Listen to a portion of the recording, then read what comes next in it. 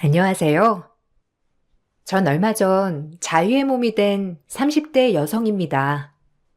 여러분들은 TV 뉴스에 나오는 일을 직접 목격하신 적 있으신가요? 저는 얼마 전에 바로 제 눈앞에서 사건이 벌어지는 걸 목격했는데요. 그 기가 막히고 코가 막히는 일을 여러분들께 들려드리려고요. 남편은 인테리어 모임에서 알게 되었어요. 평소 인테리어에 관심이 많아서 지역 소모임에 가입을 했는데 바로 거기 유일한 남자가 남편이었죠. 남편과 저는 나이대도 비슷하고 말도 잘 통해서 금방 가까워졌어요. 특히나 남편은 키도 크고 얼굴도 잘생겼는데 거기다가 성격도 시원시원하고 남자다웠죠. 주변 사람들도 남편과 만난다는 걸 알고서는 너무나 부러워할 정도로 남편은 어딜 가나 눈에 띄는 사람이었어요. 1년의 연애 끝에 저희는 결혼을 결심하게 되었어요. 저희 집도 넉넉한 편이었지만 남편네 집도 넉넉한 편이었고 결혼은 정말 호화스럽게 치르게 되었답니다. 시부모님은 호탕한 성격이셨는데 뭐래도 니들 좋을 대로 하라며 말을 하시곤 했죠.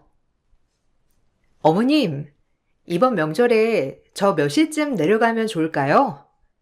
저번에 어머님 가고 싶으신 곳 있으시다고 해서 전날 가볼까 생각하고 있는데 남편 일이 언제쯤 끝날지 아직 정확하진 않아서요.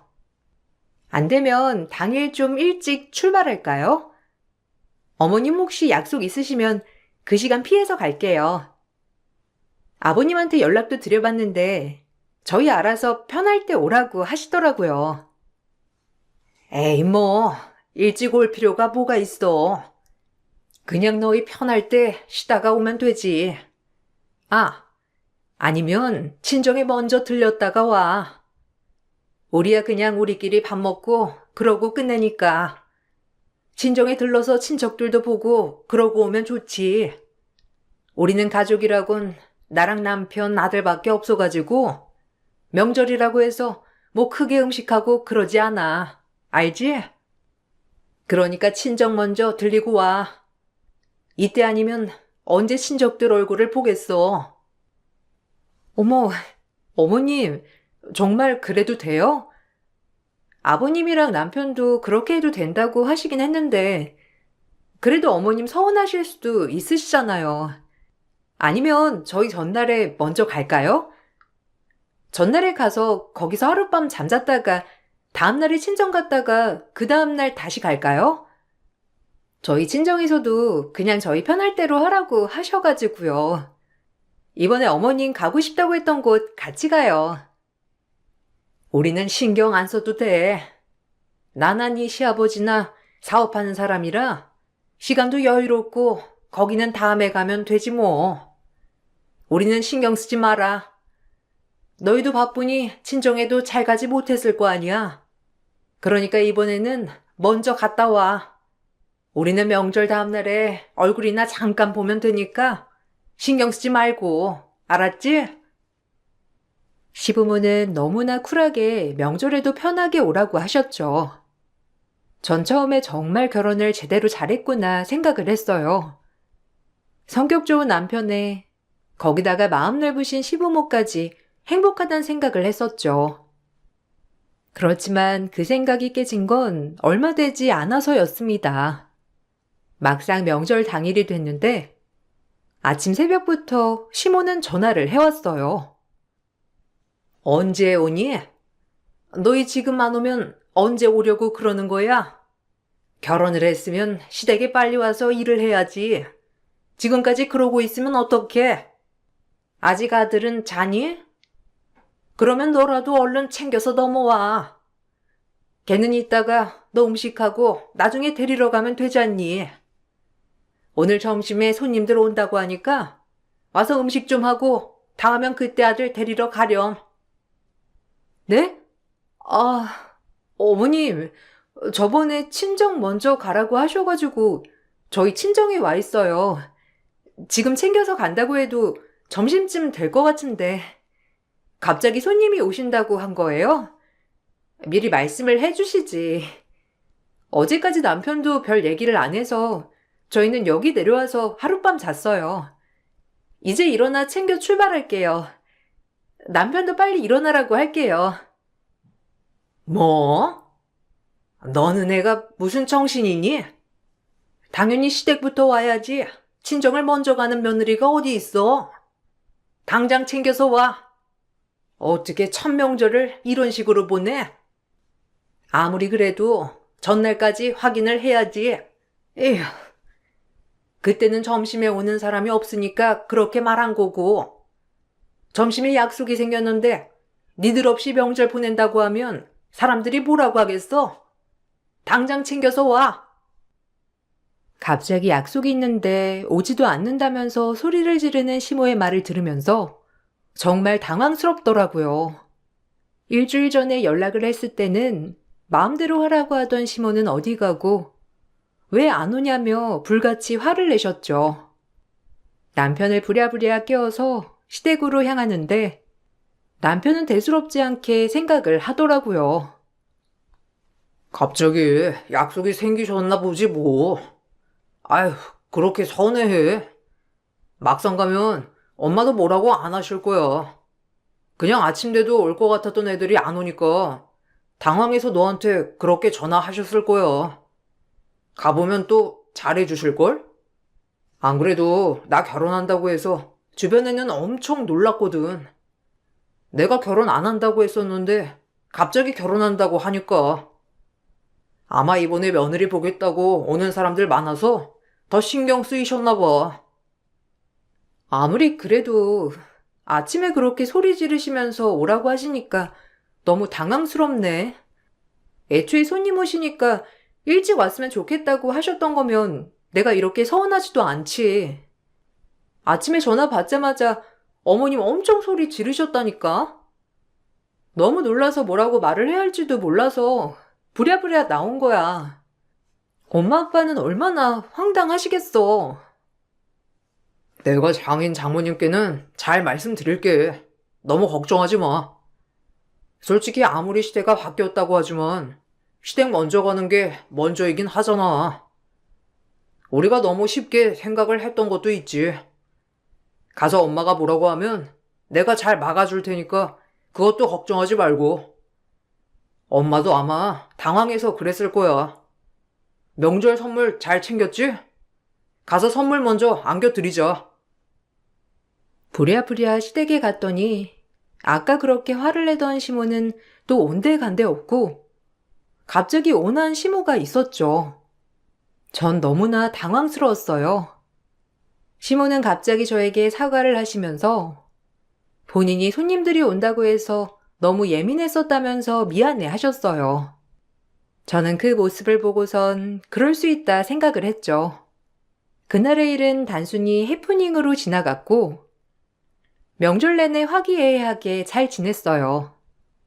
그 후에는 시부모님이 저에게 더 잘해주려고 하셨는데 제 생일날에는 선물도 거하게 해주셨답니다. 은주야, 우리 집 며느리로 들어와줘서 정말 고마워. 이번 생일부터는 정말 행복하게 보낼 수 있게 해줄게. 알았지? 원래 너희들끼리 보내라고 했는데 그래도 결혼하고 첫 생일이니까 좀 더 의미 있게 해주면 좋을 것 같아서 말이야. 우리가 선물을 좀 준비했어. 이건 은주가 좋아하는 브랜드 맞지? 거기서 목걸이랑 팔찌 좀 골라봤는데 어떠니? 마음에 드니? 어머, 어머님, 이거 제가 정말 사고 싶었던 거예요. 어떻게 하셨어요? 안 그래도 저번에 남편이랑 백화점 갔다가 예뻐서 계속 보고 있었던 건데 이걸 어떻게... 정말 감사드려요. 이렇게 큰 선물을 받아도 되는지 모르겠어요. 너무 감동이에요, 어머님, 아버님. 남편은 이번에 차 바꾸는데 보태준다고 다른 건 선물로 못 산다고 못 박았거든요. 아유, 그렇지? 니들은 이제 가정을 꾸렸으니 같이 아끼면서 살아야 하니까 아무래도 이것저것 사기는 좀 그렇긴 하잖니. 그래서 우리가 니들 차 바꾸는데 좀 보태주려고. 이거 큰 돈은 아닌데 니들 차 바꿀 때 보탰어. 영훈이한테 들어보니까 요새 차 엄청 보고 있다며. 그래서 나랑 아빠랑 같이 이렇게 보태주려고 준비했어. 많은 건 아니고 그냥 조금이니까 너무 기대하지는 말고. 돈까지 주세요? 어머, 어머님 아니에요. 이거는 제가 안 받을게요. 어머님, 아버님 애쓰게 일하시고 버신 돈인데 이거 제가 받을 순 없어요. 목걸이랑 팔찌 해주신 것만으로도 너무 감사한데. 어머님, 그러시지 마시고 이거 그냥 두셨다가 필요하신 거 사시고 쓰세요. 차는 저희가 알아서 살 수 있어요. 그냥 마음만 받을게요. 아니야. 내가 너무 고마워서 그래. 우리 영훈이 결혼 안 하겠다고 그렇게 말하던 애가 갑자기 결혼할 사람이 있다며 데리고 왔는데 어찌나 마음에 들던지. 내가 너무 고마워서 해주는 거니까 거절하지 말고 받아주면 우리가 너무 감사할 것 같아. 은주야, 정말 생일 축하한다. 시부모님은 첫 생일 때부터 어마어마한 선물을 잔뜩 해주셨어요.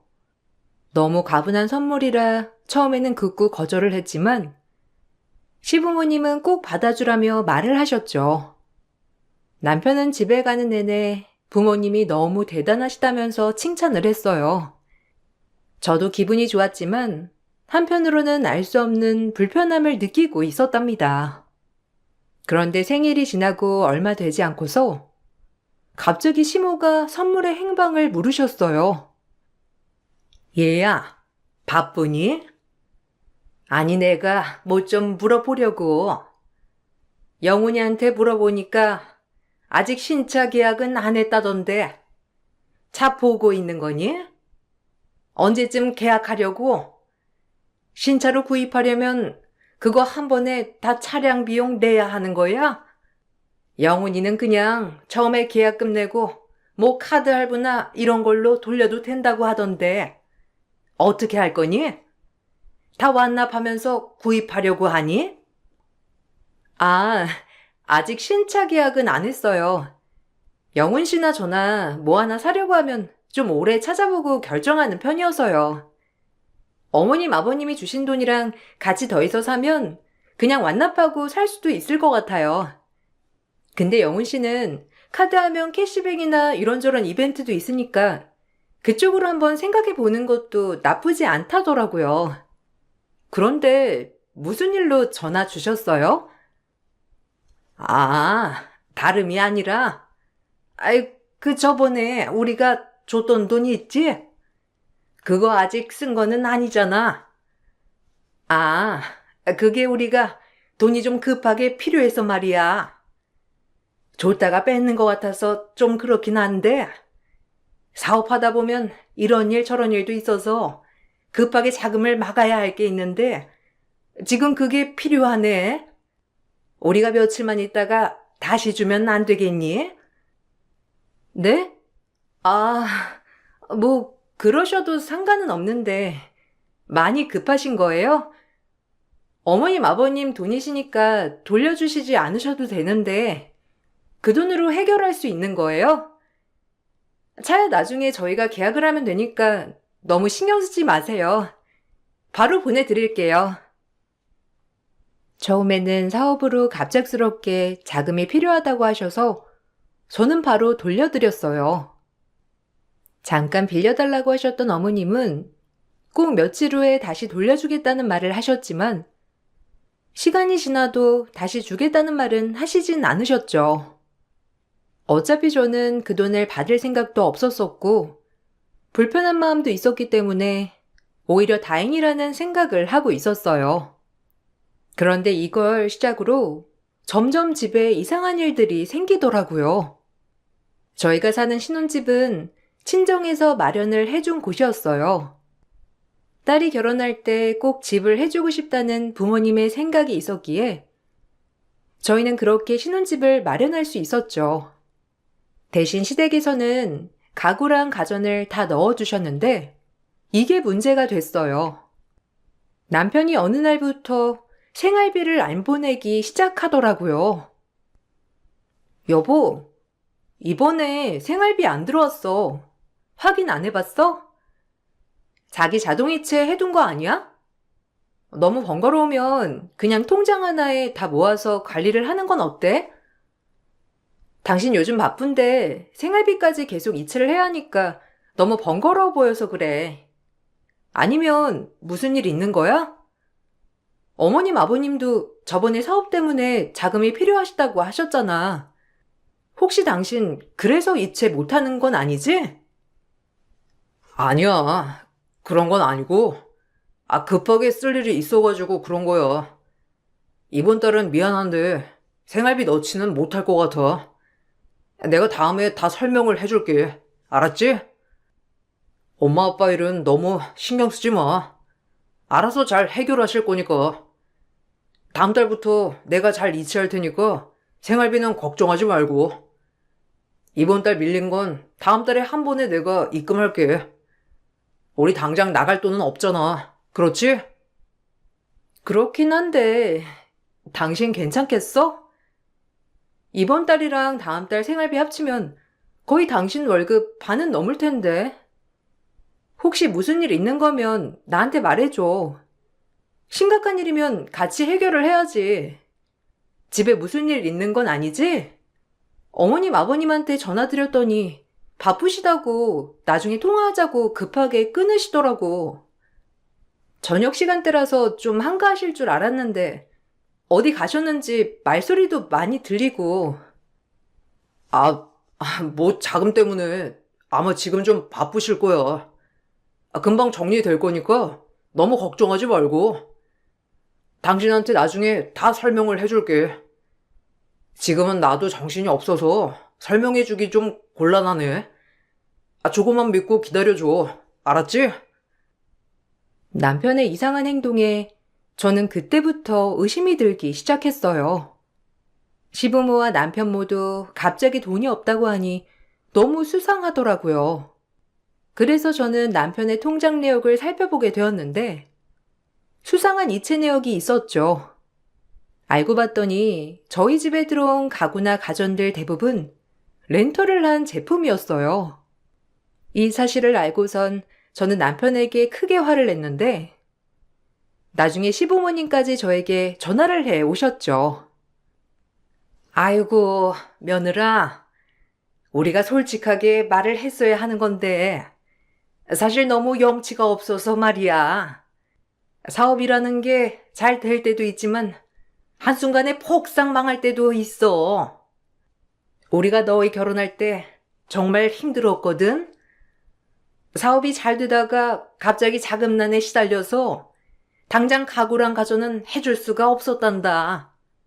그런데 결혼을 시켜야 되고 그렇다고 말은 하지 못하고 말이야. 급한 대로 그렇게 처리를 한 건데 너무 미안하구나. 어머님, 그래도 처음부터 말씀을 해주셨으면 제가 이렇게까지 속상하지는 않았죠. 그냥 솔직하게 말씀을 해주시지. 가전이나 가구, 솔직히 이렇게 안 해주셔도 저희는 상관없었어요. 부담만 더 커졌지. 어머님, 아버님도 힘드시잖아요. 어쨌든 이렇게 된 거 어쩔 수 없는 일이지만 앞으로는 이 비용 저희가 그냥 낼게요. 그러니 너무 부담스러워하지 마세요. 미안하다. 우리가 너무 염치 없이 결혼을 시킨 것 같아서 그랬어. 사돈께서 꼭 집을 해주시고 싶다고 하시니 우리도 부모된 마당에 아무것도 안 해줄 수 없잖니. 그런데 딱 그때가 우리가 너무 힘들었던 시기고 나중에 잘 풀리면 또 잘 갚을 수 있을 거라고 생각을 했단다. 근데 자금난이 생각보다 오래 가네. 지금 잘 풀어나가고 있으니까 너무 걱정하지 말거라. 너무 미안해 하시는 것 같아서 저는 마음이 좋지 않았어요. 친정아빠도 사업을 하시는 분이셨기에 자금난을 겪는다는 게 어떤 건지 저도 이해할 수 있었죠. 시부모님 사업이 잘 되지 않으시는 것 같아서 전 짠한 마음에 시댁에 더 자주 가서 챙겨드렸죠. 저녁도 사드리고 필요한 생필품도 다 사드렸어요. 처음에는 제가 시댁에 가는 걸 너무 미안해하시고 고마워하던 시부모님도 시간이 지나면서 뭔가 태도가 바뀌는 게 보이더라고요. 저번에 영주 아줌마 알지? 걔를 만났는데 엄청 맛있는 곳이 있다면서 소개를 해주는 거야. 어찌나 자랑을 하던지. 거기 영주도 결혼해가지고 사이가 있거든. 사이가 저녁으로 사줬다는데 너무 부럽더라. 사진도 찍어가지고 나한테 이렇다 저렇다 얘기를 해주는데 정말 좋아 보였어. 아유, 우리 형편에 그런 건 욕심내면 안 되는 건데. 그렇지? 아, 그래요? 다음에 어머님, 아버님 좀 여유로우실 때 가시면 되죠. 영주 아주머니는 어머님 속상하시게 왜 그런 얘기를 하셨대요? 속상하셨겠어요. 어머님, 저희 저녁은 어떻게 할까요? 저번에 고기 남은 거 있던데 김치찌개나 뭐 이런 거 해서 먹을까요? 남편도 일 끝나면 여기로 바로 온다더라고요. 아버님은 지금 일하러 가셨어요? 언제 집에 오실까요? 뭐 아무거나 먹지 뭐. 우리 처지에 뭐 김치찌개가 가당키나 하겠니? 그냥 김치에 밥만 먹어도 감지덕지지. 영훈이 걔는 왜 여기까지 온다고 그래? 그냥 집에 가서 밥 먹으라고 해. 굳이 여기까지 와서 같이 김치에 밥 먹을 필요가 있니? 네 시아버지도 그냥 밖에서 대충 라면 먹고 때우라고 할 테니까 너도 얼른 여기 있지 말고 집에 가. 어머님, 그럼 가시고 싶으신데 그냥 갈까요? 거기가 어딘데요? 영주 아주머니가 가셨다고 하면 여기서 좀 꽤 먼 곳에 있을 것 같은데 딸이 2시간 거리에 산다고 하신 거 아니에요? 아마 거기에 가서 드신 것 같은데 지금 가면 너무 늦지 않아요? 아유, 그럴래? 거기 멀지 않아. 한 시간? 아들한테 그쪽으로 오라고 하면 되겠다. 내가 그래서 딱 예약을 해놨지. 너한테 말하면 바로 가자고 할 것 같아서 말이야. 거기 예약하기 엄청 어렵다고 하는데 딱 오늘 자리가 있다고 하잖아. 오늘 우리 보고 가라고 이렇게 딱 나왔나 봐. 이미 예약을 했던 곳을 찾아가 보니 1인당 10만 원이 넘는 고급 한정식 집이었는데 정말 황당하더라고요. 제 속은 다들 모르는지 시부모며 남편까지 신나서 식사를 하는데 그 모습을 보면서 나이가 들어도 철이 들지 않는구나 싶었죠. 지금 상황에서 이 비싼 밥이 넘어갈까 싶더라고요. 그러더니 얼마 지나지 않아서 시모가 급하다며 연락이 왔어요. 예, 큰일 났어. 아우, 지금 급하게 자금 막아야 할 게 있는데 혹시 목돈 좀 모아둔 거 있니? 영훈이한테 물어보니까 자기는 모아둔 거 없다면서 너한테 한번 물어보라고 하더라고. 급하게 이거 해결해야 하는데 어쩌니? 오늘 해결을 못하면 당장 집부터 감유한다고 하는데 우리 길거리에 나앉게 되면 어떻게 하니? 혹시 모아둔 돈 좀 있니? 네? 이렇게 갑자기요? 얼마나 필요하신 건데요? 저도 당장 쓸 수 있는 돈은 없어요. 영훈 씨도 없대요? 그래도 이번에 자기 적금 든 거 다 만기됐다고 그러던데 그것도 없대요? 저 얼마 전에 가정가구 렌털 비용 다 일시불로 납입해서 당장 드릴 수 있는 돈이 없어요. 아유, 그러니? 그래도 큰 돈은 좀 그냥 가지고 있지 그랬어. 렌털한 거야 매달 잘 납부하기만 하면 되는 건데. 뭐 이미 됐다고 하니 어쩔 수 없지만. 그럼 일단 그 급한 대로 예물이나 이런 거 팔아서 보태주면 안 되겠니? 그때 생일 선물로 줬던 목걸이랑 팔찌도 아직 그대로 있지? 그걸 같이 더해가지고 팔면 꽤 될 것 같은데. 아니면 염치 없지만 사돈께 부탁드리면 안 되나? 네? 그게 무슨... 어머님, 지금 저희 집에서는 지금 이 상황 아무것도 모르세요. 제가 말할 생각도 없고요. 그리고 갑자기 저희 아빠한테 자금을 빌려달라고 하시는 건 좀 아닌 것 같아요. 차라리 예물이나 이런 거 다 드릴 테니까 어머님이 처분하시고 사용하실 때 사용하세요. 시부모님의 뻔뻔함에 저는 남편과도 자주 다퉜어요. 처음에는 그냥 이해를 해달라고 하던 남편도 시간이 지나면서 슬슬 자기 부모 편을 들기 시작하더라고요. 그게 저의 서운함을 더 크게 만드는 거였죠. 엄마 아빠가 일부러 그러시겠어? 본인들도 답답하니까 부탁할 곳이 없으니까 그런 거지. 어떻게 한 번을 이해를 안 해줘?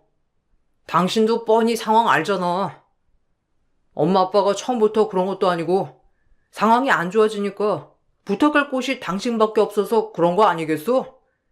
처음에 목걸이며 이것저것 받을 때는 좋다고 봤더니만 이제는 힘드니까 외면하는 거야? 내가 외면하겠다는 게 아니잖아. 아무리 그래도 우리 아빠까지 언급하시면서 돈을 빌려달라고 하시니까 솔직히 우리 집에 살면 얼마나 속상하시겠어.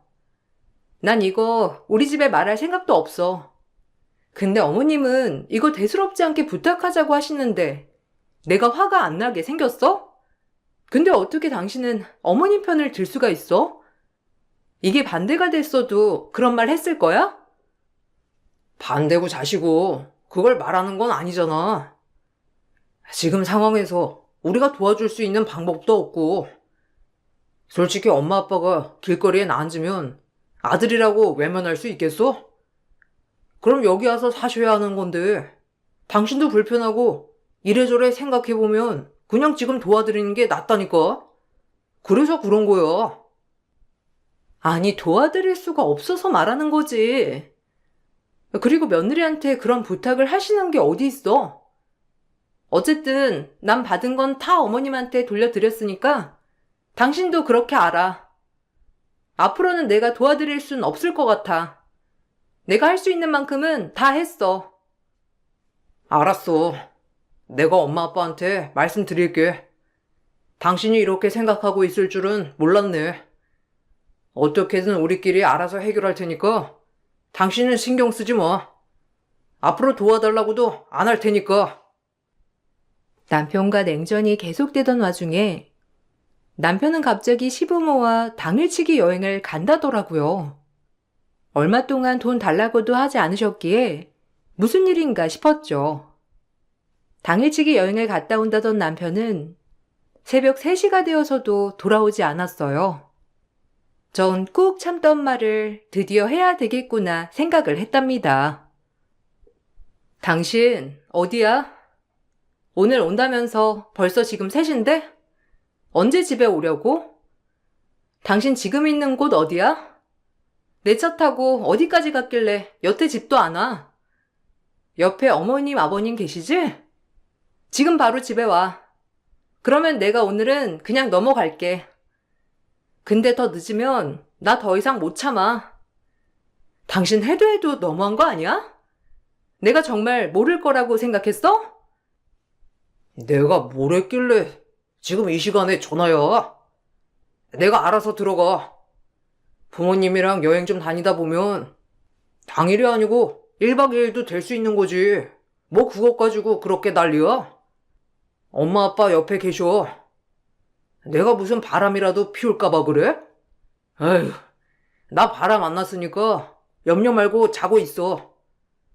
일만 마무리하면 바로 들어갈 거니까. 아직 일이 마무리 안 돼서 그래. 일? 무슨 일? 당신이 저녁까지 할 일이 뭔데? 그냥 어머님 아버님 모시고 집으로 와. 집에 와서 얘기하자고. 나 당신 어디 갔는지 다 알고 있어.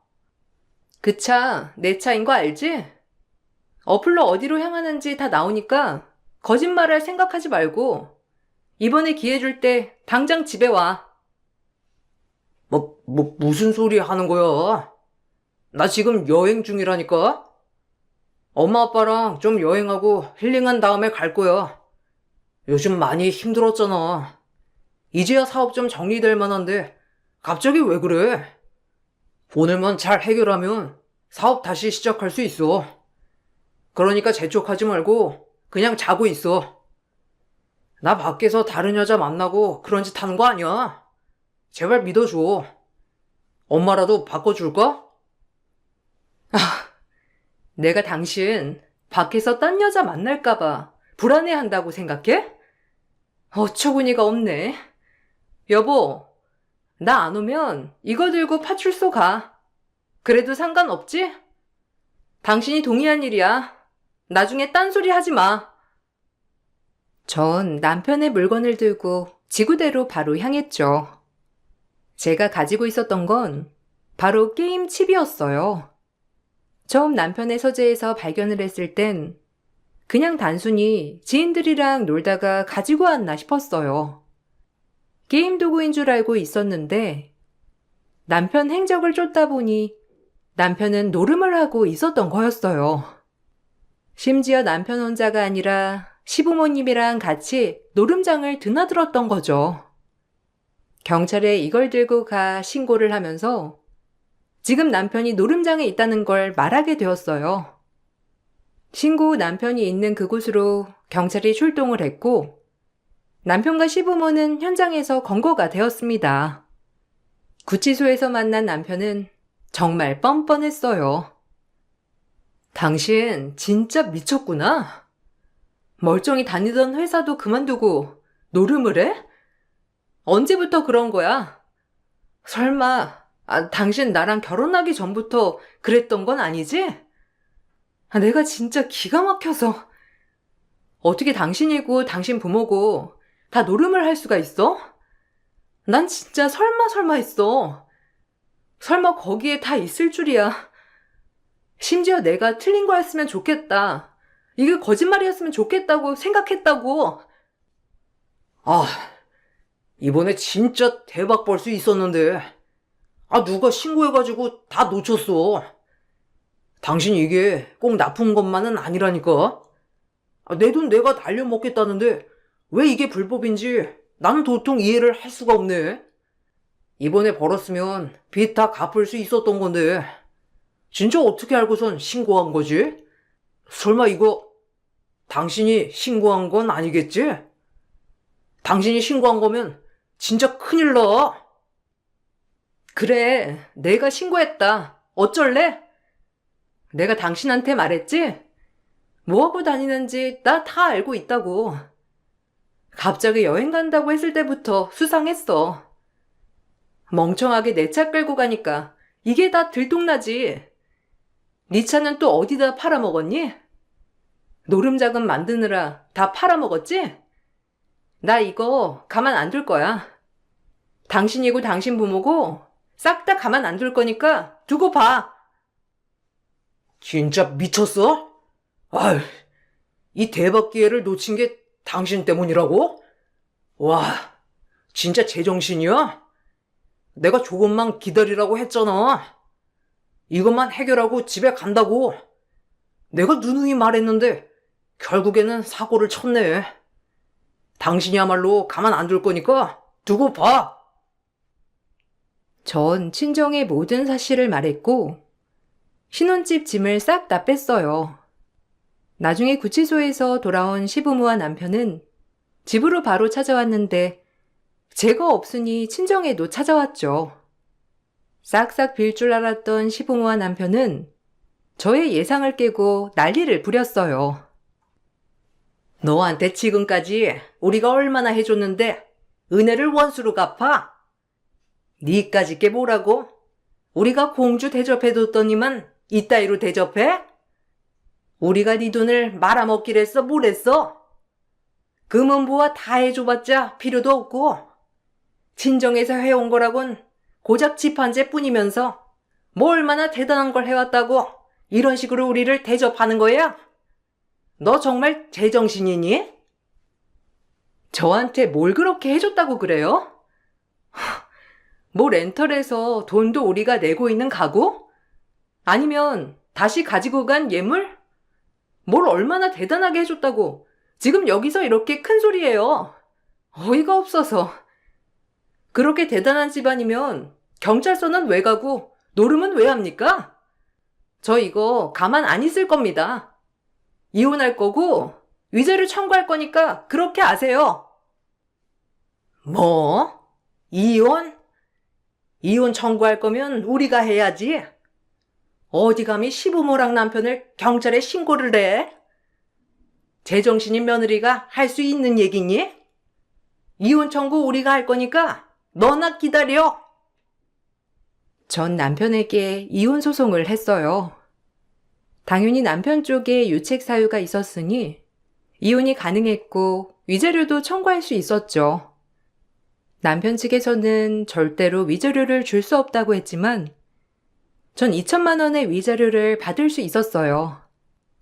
그런데 남편은 갑자기 재산 분할을 주장했고 자신이 저보다 훨씬 더 월급이 많았다면서 재산을 분할받아야 한다고 주장했죠. 전 너무나 어처구니가 없었는데 남편은 뻔뻔하게도 저에게 전화가 오더라고요. 위자료 받으니까 좋냐? 역시 법은 불공평해. 내가 이래서 법을 싫어한다니까. 아휴, 어쨌든 재산 분할은 해야 하니까 준비해. 근데 우리 소송하게 되면 시간도 오래 걸리고 사실 나도 이렇게 질질 끌고 싶지 않거든? 그냥 재산 분할은 서로 원만하게 끝내자. 내가 너보다 월급도 훨씬 많으니까 그만큼 재산 분할 많이 받아야 하는 거 알지?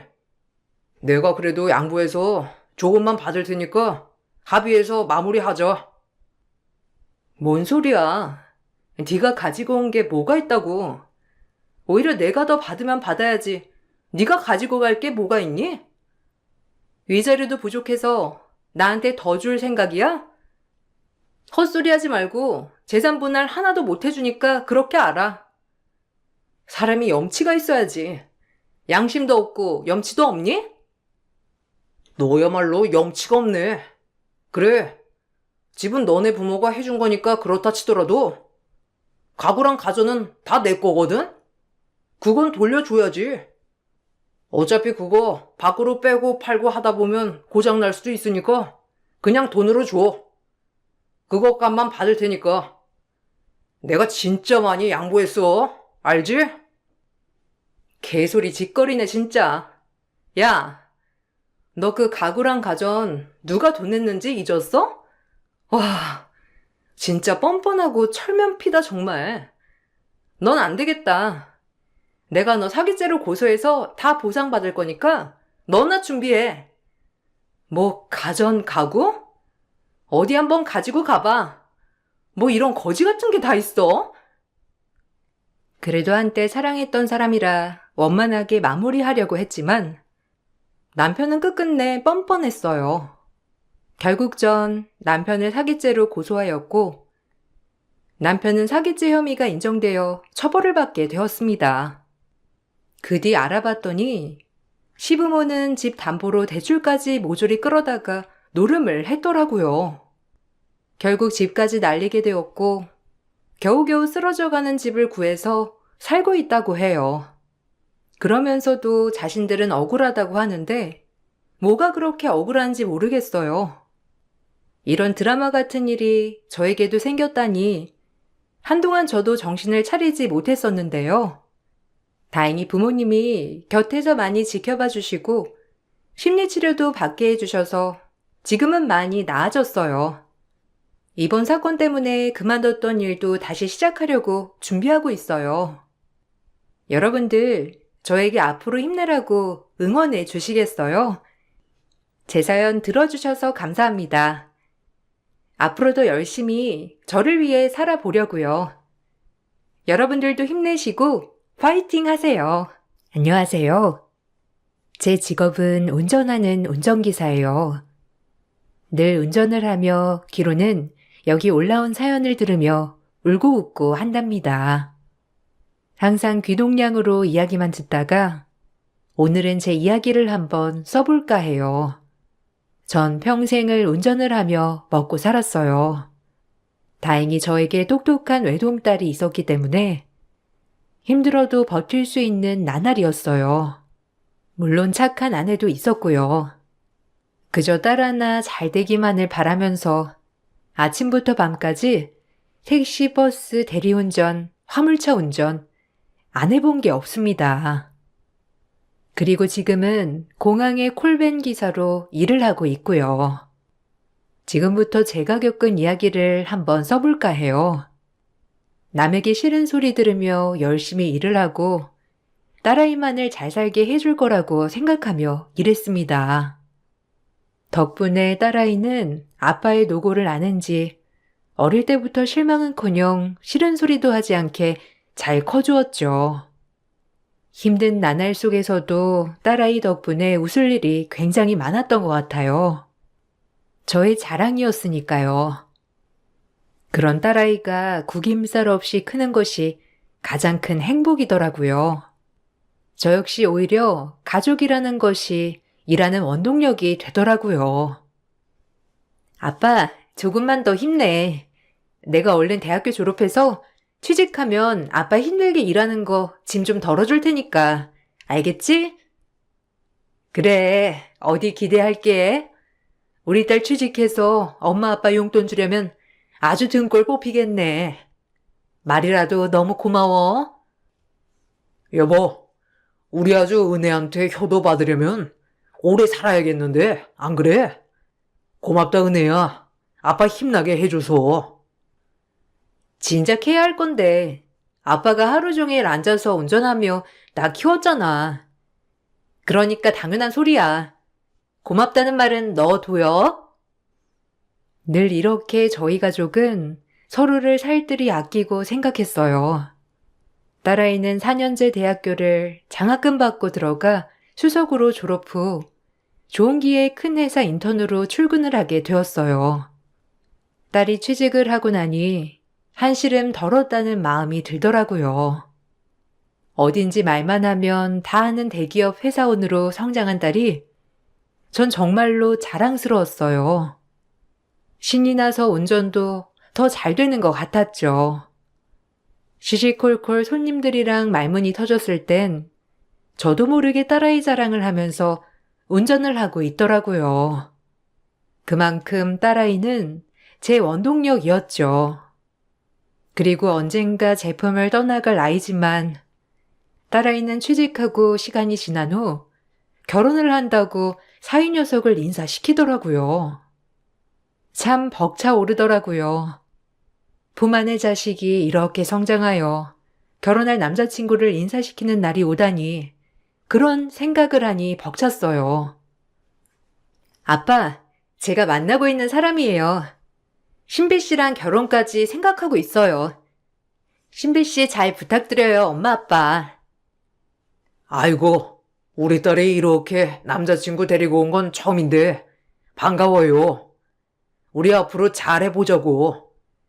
내가 아들이 없어서 이렇게 사이 볼 생각에 벌써부터 신이 난다니까. 앞으로 잘 부탁해요. 내 가족이다 생각하고 편하게 지내보자고요.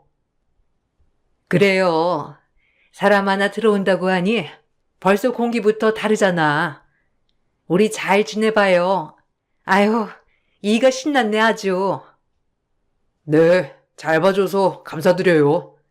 은혜한테 말씀 많이 들었어요.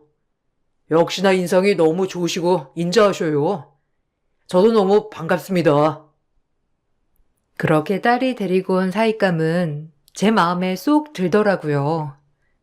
더할 나위 없이 모자라지도 넘치지도 않는 평범한 사내였죠.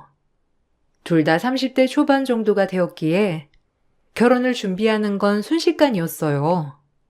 사인의 집 형편이 녹록치 않아 따로 집을 해오거나 하진 않았지만 저 역시 너무 어렵게 살았고 애엄마와 단칸방에서부터 시작을 했었기 때문에 제 딸아이의 행복을 위해서 작은 전셋집도 마련해주고 서로 그렇게 시작하라고 했습니다. 딸아이는 매우 고마워하더라고요. 저 역시 딸이 좋아하니 기뻤고요. 하나도 아깝다는 생각은 안 들었어요. 요즘 시대에 부모 잘 만나서 집 한 채 떵떵 사주면 좋으련만 그러지 못한다는 게 미안할 뿐이었죠. 하지만 딸아이는 전셋집 하나만으로도 고맙다고 얘기를 하더라고요. 그런 딸 때문에 오히려 마음이 좋았습니다. 아빠가 무슨 돈이 있다고 이런 큰 걸 해줘요. 나 돈 많이 모았다니까. 우리가 알아서 준비하면 되는데 아빠 노후자금이잖아요. 에이, 그래도 딸 하나 있는 거 시집 가는데 아빠가 해주고 싶어서 그래. 아빠 젊었을 적 생각도 많이 나고. 너네 엄마도 고생 참 작살나게 했지. 돈 없는 아빠 만나서. 뭐든 시작하고 앞으로 얼마나 나아지느냐가 제일 중요하니까 이서방이랑 행복하게만 살아. 고마워요, 아빠. 나 신비 씨랑 행복하게 살 테니까 지켜봐줘요. 항상 아빠한테는 받기만 하는 것 같아서 죄송스럽고 그러네. 그런 생각 마라. 아빠니까 해주는 거지. 내가 딸이 너 말고 또 있는 것도 아니고. 신배 젊을 때 보면 내 생각이 나서 그래. 없이 사는 게 죄도 아니고 참 열심히 살려고 하는 총각이니까 아빠가 뭐든 도와주고 싶어. 그러니까 너무 부담 갖지 말고 행복하게 살아. 딸아이는 제 노후 자금을 걱정했지만 그래도 딸이 잘 사는 모습을 본다면 더할 나위 없이 행복하다고 여겼습니다. 그리고 딸아이는 결혼을 하게 되었어요.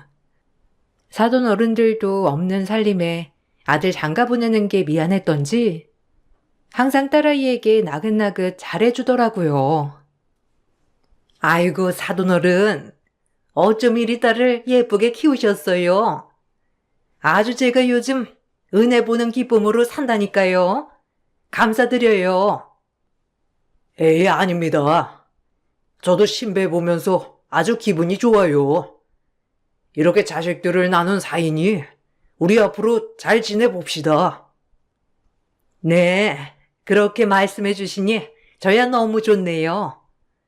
모쪼록 우리 은혜랑 신배 잘 살게 마음속으로 빌어주자고요. 돈이 뭐가 중요한가? 인성이 제일 중요하지. 이것만 생각하고 보냈습니다. 그렇게 행복하게만 살 줄 알았던 딸아이는 결혼을 하고 급격히 어두워지는 일이 종종 있었죠. 항상 밝기만 하던 딸인데 가끔 어두운 모습을 보니 걱정이 되더라고요. 무슨 일이 생긴 줄 알고요. 하지만 얼마 안 가 딸아이가 어두운 이유를 알게 되었어요. 딸아이의 얘기를 듣고 보니 마음이 또 좋진 않더라고요. 너 무슨 일 있는 거야? 아, 왜 이렇게 얼굴이 어두워? 신혼인데 행복해도 모자랄 판에. 혹시 무슨 안 좋은 일 생긴 거야? 아니, 그냥 신비 씨가 요새 일 그만두고 사업한다고 하거든.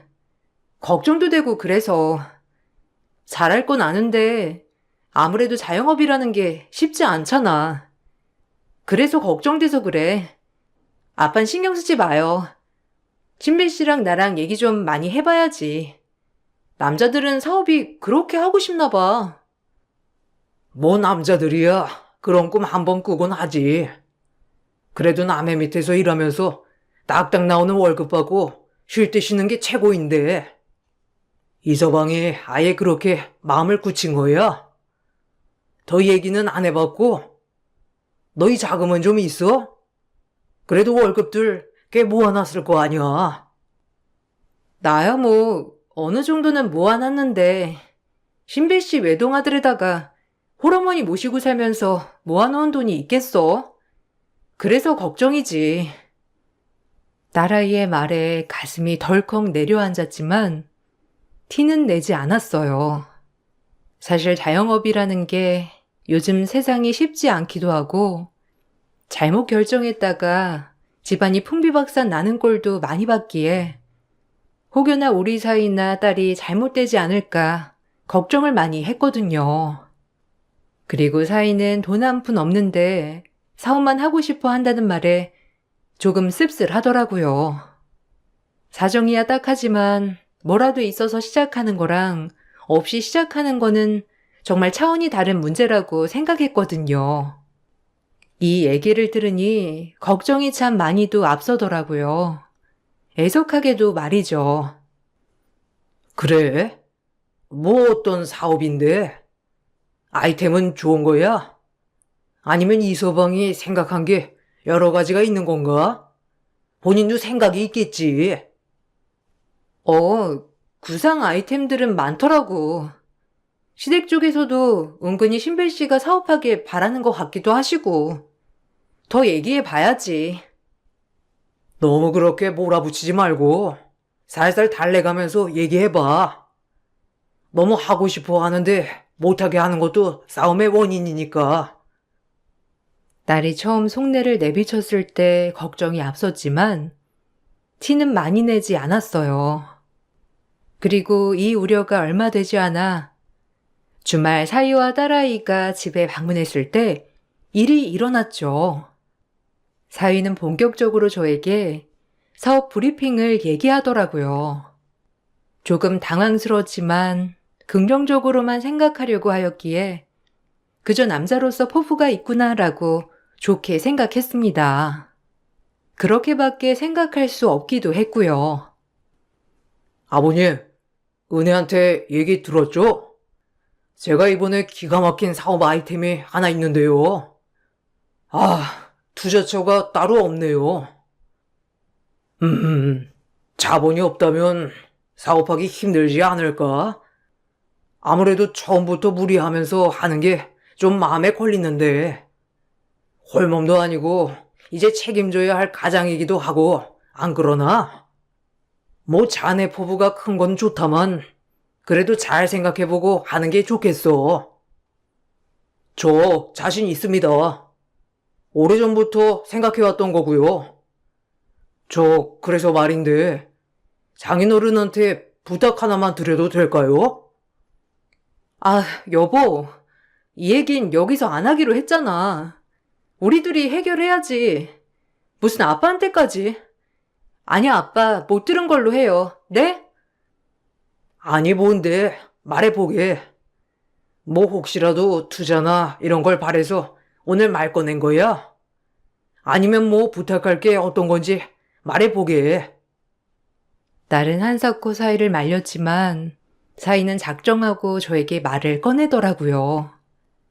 그 사실은 바로 본인에게 조금이라도 투자를 해주면 안 되겠냐는 거였어요. 전 좀 고민이 되더라고요. 여윳돈이 없는 건 아니었지만 자영업이라는 게 어려운 건데 혹시라도 이게 되지 않을 때 딸 인생과 사이의 인생이 가장 걱정되었거든요. 전 섣불리 대답을 할 수 없었어요. 가장 큰 고민이었죠. 딸아이가 모아놓은 돈과 제가 조금 투자한 돈으로 사업을 하겠다는 사이를 보고 있자니 조금 답답한 마음도 사실 컸습니다. 약간 무모해 보였거든요. 어떻게 본인은 돈 한 푼 없이 저렇게 남의 돈으로 사업을 하려고 할까라는 생각이 들었거든요. 내비치진 않았지만요. 진짜 이번만 장인어른이 도와주시면 정말 전세도 탈출하고 은혜도 행복하게 해줄 수 있거든요. 제가 저 혼자 잘 살려고 그러겠어요. 장인어른이 한 번만 도와주세요. 제가 진짜 이 은혜는 절대 잊지 않을게요. 사이도 자식이지 않습니까, 아버님? 여보, 그만해. 아빠가 돈이 어디 있다고 자꾸 말도 안 되는 부탁을 하는 거야. 우리가 모은 돈으로 해결 안 되면 그만둬. 네가 가지고 있는 돈으론 조금 부족하니까 그렇지. 내가 혼자 잘 살려고 그러는 것도 아니고 너도 진짜 너무하다, 은혜야. 딸은 옆에서 한사코 말렸지만 사이는 아랑곳하지 않고 저에게 부탁을 하더라고요. 참 난감했어요. 애엄마도 난처하긴 마찬가지였고요. 일단 너무 당황을 했으니 조금 생각해 보겠다고 한 뒤 다음에 다시 얘기하기로 했습니다. 그리고 한참을 고민하는 계기가 되었어요. 그리고 제가 고민하는 시간이 길어지자 딸아이 시댁에서 딸아이에게 뭐라고 한 것 같다고 하더라고요. 애엄마한테 그 얘기를 듣는데 얼마나 화가 나던지 저에게 미주알 고주알 얘기하는 딸이 아니었기에 이 얘기를 들으니 가슴이 아파지더라고요. 곱게 키운 우리 딸이 그렇게 싫은 소리를 들었다는 게 기분이 정말 나빴거든요. 사실 남이었다면 뭐가 그렇게 잘났냐고 해주고 싶은 심정이었죠. 아니 넌 네 서방 잘 되자고 그러는 건데 그거 친정아빠한테 한마디를 못하니? 어떻게 그런 게 아내라고 할 수 있겠어? 저희 친정도 어려워요. 어머님이 해주지는 못하는 걸 왜 저희 아빠가 해줘야 하나요? 잘 다니고 있는 회사가 있는데 그렇게 쉽게 말씀하지 마세요. 저희 아빠가 무슨 돈이 너무 많이 남아도는데 안 해주시는 것도 아니고 어려운 건 매 한 가지예요. 뭐야? 아니 그래도 우리보다 형편도 나아 보이던데 넌 무슨 말을 그렇게 하니? 너 지금 우리 집 깔보는 거야? 그 말이 아니라 저희 아빠를 너무하다고 생각하시니 드리는 말씀이에요. 어머님한테 이렇게 말씀 듣는 거 싫어요. 아이고 참, 내가 아주 상전 며느리 뒀구나. 무슨 말 한마디를 못하겠네. 어디 며느리 무서워서 입이나 뻥끗 하겠냐? 딸아이는 이 사실을 제 아내에게 속상하다는 듯이 넋두리를 한 것이고요. 아내도 참 어이가 없다는 식으로 저에게 얘기를 하였어요. 얘기를 듣고 보니 사돈을 좋게 봤지만 사위와 함께 뻔뻔해 보이더라고요. 그러면서 내가 정말 돈을 해줘야 하나 싶기도 했고요. 참 그 집도 어이없지 않아요? 뻔뻔하기도 유분수지. 우리가 아무것도 안 따지니까 호구인 줄 아나. 돈을 맡겨놓은 줄 안다니까. 이번 일로 이 서방 다시 봤어 정말. 착실하고 성실할 줄 알았는데 허세끼 가득한 것 같아 정말. 마음에 안 들어요. 아우 속상해. 됐어 그만해. 또 이거 은혜한테 얘기한 거 아니지? 은혜가 그냥 엄마한테 넋두리 좀 한 거 가지고 또 뭐 이서방 이러쿵저러쿵 얘기하지 말란 말이야. 그래도 같이 살고 있는데 은혜가 가운데서 얼마나 힘들겠어, 안 그래? 뭐 이서방이 혼자 잘 살려고 하는 것도 아니고 말 그대로 자기 식구 행복하게 하려고 그러는 건데 잘 좀 고민해 봐야지. 아유 속상해 정말. 뭐든 쉬운 게 없네. 딸아이가 시댁에서 안 좋은 소리를 들었다고 하니 제 마음이 참 안 좋았어요. 그래서 결심을 빨리 내리고 딸아이에게 사위와 함께 같이 집에 오라고 했었죠. 그 오전 제가 내린 결론을 사위와 딸아이에게 말했습니다. 사위는 뛸 듯이 기뻐하더라고요. 사위가 좋아하니 저 역시도 잘했다는 생각이 들더라고요. 이 모든 게 딸아이가 기뻐할 일이기 때문이죠. 전 딸아이와 같이 투자를 한다는 조건으로 계약서도 작성을 하였어요. 가족이었지만 그래도 모든 건 확실히 해두어야 분란이 생기지 않을 것 같았거든요. 그렇게 사위에게 돈을 투자하기로 마음을 먹고 나니 제 마음도 더 편해지더라고요. 오히려 말이죠. 생각해봤는데 그래 뭐 다 잘 살아보자고 하는 건데 내가 여윳돈은 많진 않지만 자네가 말하는 금액 정도는 융통해 볼만하니 한번 융통해 볼게. 대신 꼭 욕심 부리지 말고 정말 지금보다 더 열심히 살아야 할 거야. 알겠지? 자네만 믿을게. 아우님 정말 감사합니다. 제가 이 은혜는 잊지 않을게요. 어떻게 잊겠어요? 은혜 호강시켜줄 테니 딱 기다리세요. 아빠, 너무 고마워. 참 면목 없다. 딸이라고 하나 있는 거 오히려 아빠한테 효도해야 하는데 하지도 못하고 매번. 됐어. 잘 살기만 하면 돼. 이번이 마지막이야, 자네. 뭐 꼭 성공해라는 건 아니지만 정말 열심히 해야 하는 거야. 알겠지? 아버님, 저만 믿으세요. 제가 사업가 체질이라 정말 끝장나게 사업을 잘 이끌어갈 수 있으니까요. 아셨죠? 그렇게 포부가 넘치던 사이는 딸아이가 모은 돈과 제가 투자한 돈으로 큰 시내 한복판에 닭갈비집을 차렸습니다. 처음 닭갈비집을 차렸을 땐 정말 시내 한복판이라서 그런지 사람들도 넘쳐나고 눈코 뜰 새 없는 나날로 가게가 운영되더라고요. 그야말로 대박이었죠. 한편으로 다행이라는 안도감에 마음을 놓았어요. 딸아이도 이제서야 마음이 놓이는 듯 보였고요. 장사가 초대박이 치자 사이는 더더욱 욕심을 부리기 시작하더라고요. 조금 더 확장, 2호점, 3호점까지 말이에요. 정 그건 아닌 것 같았어요. 돈에 눈이 멀어 사이는 눈빛도 달라지고 말투도 달라지고 점점 모든 것이 달라지기 시작했어요. 마치 이 일이 잘 된 건 모두 다 본인 덕이라고 여기는 것 같았거든요. 나이도 그렇게 많지 않고 하니 단순히 보이는 것에 급급하구나 라고 좋게 생각하려 했죠. 지금 일단 해보고 좀 시간이 지난 다음에 우리도 안정되면 확장을 하던가 하면 되지. 지금 꼭 이렇게 해야 돼? 무리해가면서. 첫 사업도 무리하면서 했잖아. 그렇게 안 하는 게 좋을 것 같은데, 안 그래? 지금도 충분해. 이제 여기서 좀 유지만 하면 돼. 넌 이래서 돈을 벌 줄 모른다니까. 당길 수 있을 때 당겨야지. 그러니까 조금만 더 융통 좀 해봐. 어? 제발. 내가 잘 살면 네가 좋은 거지. 꼭 그렇게 안 된다고 초를 쳐야겠냐?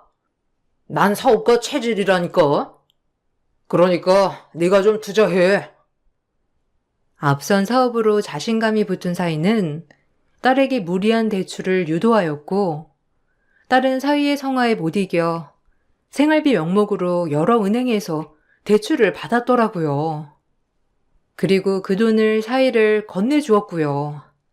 그러면서 사위는 그 돈으로 승승장구 해나갔어요. 처음엔 모든 게 아내 덕분이라며 좋아하던 사위도 점차 사그러들기 시작했어요. 제가 가게에 갈 때도 딸아이에게 서빙을 계속 시키거나 하는 일이 많아지더라고요. 딸아이는 일도 하랴, 가게도 도우랴, 얼굴이 말이 아니더라고요. 화가 났습니다. 아, 빨리빨리 서빙하라니까. 아, 왜 이렇게 굼뜨냐? 이래서 손님 받겠어? 네가 도와야 할 거 아니야. 그래야 인건비라도 아끼지.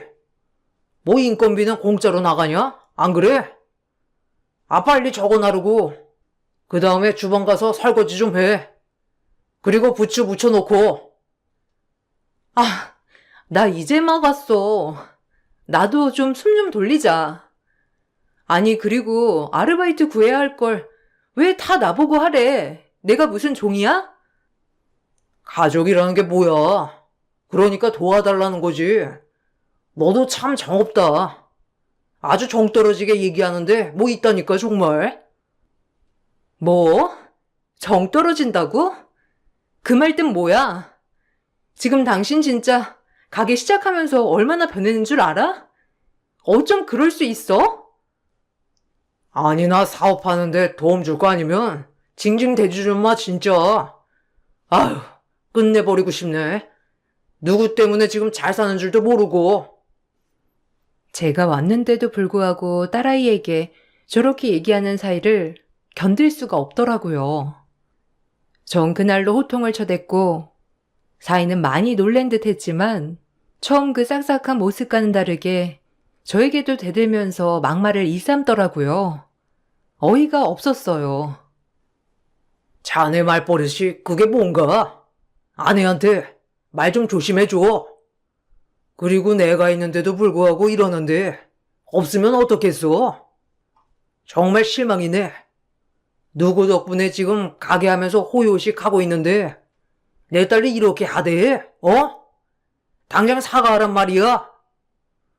아니 장인어른 모르면 좀 가만히 계세요. 바빠 죽겠는데 신경 쓰고 싶지도 않은 걸로 그냥 뭐라고 하신다니까. 아유. 뭐야 이놈아? 이게 어디서 배은망덕하게 지금 뚫린 입이라고 막말을 하는 거야? 어디다 대고 눈을 부라리면서 대들어? 전 사이에 말본새를 듣자마자 딸아이의 손목을 끌고 집으로 향했어요. 인간이 덜 된 사람 옆에 두기 싫었던 거죠. 딸아이는 남편이 예민한 거라며 저에게 신경 쓰지 말라고 했지만 오히려 그 모습이 더 안쓰럽고 화도 나더라고요. 제가 딸아이를 데리고 오자 사이는 이때다 싶어 딸아이에게 이혼을 통보했어요. 정말 어처구니가 없었죠. 지금껏 내가 본 사이가 맞나 싶었거든요. 너네 아빠가 너 데리고 간 뜻이 뭐야? 어차피 나도 너랑 이제 안 산다니까. 누가 뭐 아쉬운 줄 아나? 이혼해 이참에. 너희 아빠도 그걸 원하는 거 아니야? 그러니까 이혼하자고. 이번 주 중으로 서류 보낼 테니까 이혼 도장 찍어서 보내라. 알겠어? 뭐라고? 너 말이면 단줄 아니? 지금까지 네가 내 돈 가져간 게 얼만데 이제 와서 이혼 서류를 통보해? 네가 인간이야? 너 내가 순순히 이혼해 줄 줄 알아? 내가 그동안 너한테 투자한 돈 전부 다 돌려주고 위자료 받아낼 거야. 알겠어? 아, 기막혀. 하지만 사위는 이미 모든 걸 준비해 놨다는 듯이 본인이 가지고 있는 명의 모든 것을 한 여자에게 해놨더라고요. 법적으로 본인이 재산 분할을 절대 해줄 수 없게 말이죠. 그리고 투자금도 회수할 수 없게 가게를 모두 폐업 신고를 했습니다. 그 짧은 사이에 말이에요. 오히려 언젠가 딸아이 입에서 이혼이라는 말이 먼저 나오길 기다렸던 것처럼 이렇게 착착 일을 진행했다는 게 너무 화가 나더라고요. 얼마나 준비를 했을까 노여웠고요. 너무 기가 막혔습니다. 변호사도 아주 악질 중에 악질이라며 혀를 찰 정도였으니까요. 전 딸의 시댁에 찾아가 돈을 내놓으라고 요구하였지만 딸의 시댁은 사이와 마찬가지로 아주 뻔뻔하게 나오더라고요. 정말이지 그 어미의 그 아들이라는 말이 절로 나오게끔 인간 말종들이었어요. 얼마나 화가 나던지 분통이 터졌죠. 내 딸 돈이랑 내 돈 다 돌려줘. 내가 가만히 있을 줄 알아? 기가 막혀서 진짜. 너네가 인간들이냐? 인간들이냐고? 감히 우리 뒤통수를 치고 살 수 있을 것 같아? 절대 용서 안 해. 내가 지구 끝까지라도 쫓아가서 받아낸다고. 알겠어? 아, 여기가 어디라고 찾아와? 멍청한 거 광고하는 것도 아니고 자기네가 좋아서 줘놓고 이제 와서 달라는 심보는 뭐야? 그리고 내 아들이니까 그렇게 사업 확장시키고 잘되게 한 거지.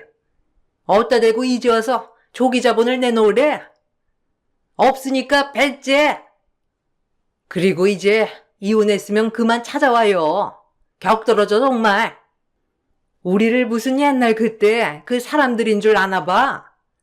이젠 격이 달라졌어요. 뭐? 격? 너희 같은 게 격이 있을 것 같아? 내가 가만둘 것 같냐고. 너희들 이렇게 호요식하게 절대 안 내버려둬. 알아? 딸의 시어머니의 막말을 듣고 절망스러웠습니다.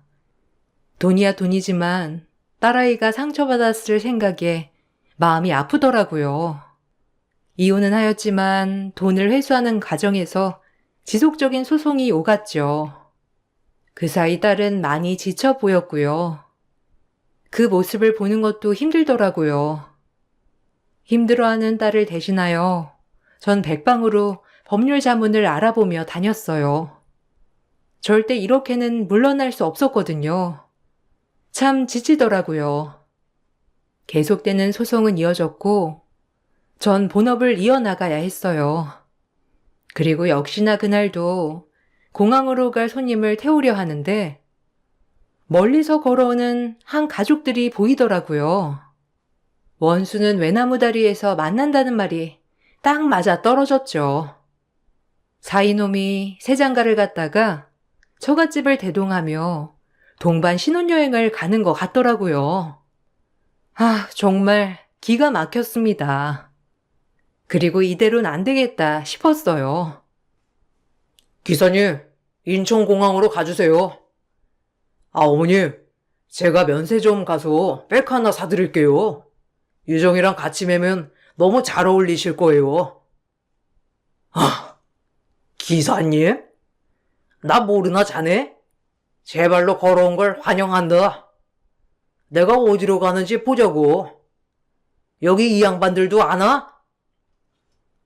아니, 내려줘요, 얼른. 우리 택시 잘못 탔으니까 다른 거 탈 거니까 얼른 내려주란 말이야. 당신 이거 납치야, 알아? 정 그 즉시 사이놈이 말하는 목적지가 아닌 상상 초월한 목적지로 향했어요. 사이는 제 모습을 보더니 놀란 기색이 역력했고요. 전 그 길로 경찰서로 향했어요. 그리고 사이를 채무 불이행 명목으로 고소했습니다. 사이는 이게 무슨 짓이냐며 호통을 쳤고 그걸 지켜보던 사이의 세처가 식구들과 신부가 이게 무슨 일이냐며 악을 쓰더라고요. 전 하나하나 조목조목 따져주었죠. 어차피 진행할 일이었지만 이왕 이렇게 맞닥뜨렸으니 너 오늘 신혼여행이고 나발이고 잘 걸렸다 싶었던 거죠. 아주 시원했어요. 아니, 이게 무슨 일이야? 공항으로 가야지 무슨 경찰서야. 오빠, 이게 어떻게 된 거야? 채무 불이행이라니, 어? 전 와이프랑 다 좋게 끝난 거 아니었어? 근데 왜 오빠가 고소를 당해? 말 좀 해봐. 이게 어떻게 된 거냐고. 오빠만 믿으라며.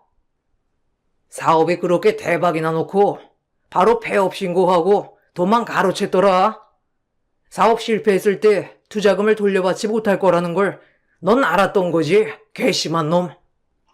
우리가 썼던 계약서 거기 잘 살펴봤어? 투자 계약서지만 원금 보장 및 확실한 정해진 이자 금액을 받기로 한 사항이 거기 쓰여 있잖아, 안 그래? 그럼 우리 딸이랑 나는 너한테 투자를 했던 게 아니라 대여를 해준 거지. 대여금은 꼭 갚아야 하는 거 알고 있지? 넌 그 돈을 갚지 않았으니 지금 경찰서에 끌려온 거야. 알겠니? 이 비열한 자식아. 잘 살 줄 알았지? 아니, 그게 무슨 대여금이라는 거예요? 투자해준 투자금이지. 그리고 지금 가게도 폐업한 마당에 돌려받을 수 없어요. 그건 법정에서 얘기해. 그리고 이자까지 받을 수 있는 법이니까 두둑히 준비해놔야 할 거다. 다시 알고지 한번 대봐. 아가씨도 정신 차려요. 이놈이 어떤 놈인 줄 알고 재혼을 해? 참나. 무슨 엄청난 갑부인 줄 알았어? 이놈 나한테 갚아야 할 돈은 산더미요. 정신 차려 이제. 그쪽도 친정엄마 같은데 딸아이 정신 차리게 옆에서 많이 도와주셔야겠네. 어쨌든 법정에서 또 보자고. 아니, 오빠. 이 아저씨 말이 사실이야? 모든 거 다 정리했다며.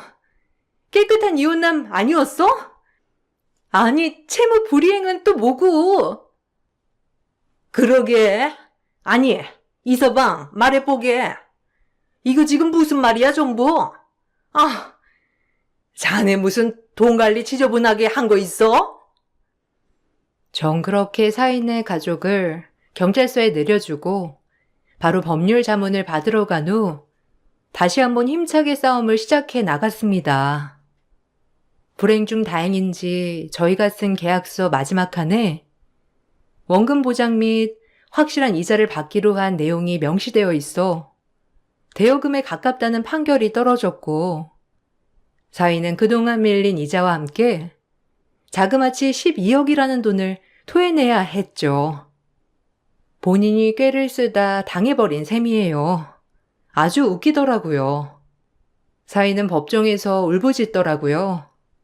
얼마나 고소하던지 딸아이 인생을 망치려 한 대가가 12억의 가치보다 더 크지만 그래도 모든 투자금과 이자까지 빼앗고 나니 그나마 1차적으로 속은 뻥 뚫렸어요.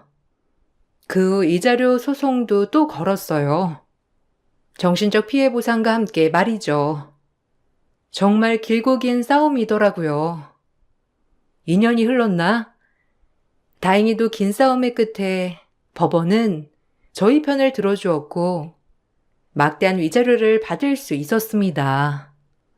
저희에게 모든 돈이 털리자 재혼한 부인한테도 이혼을 당하더라고요.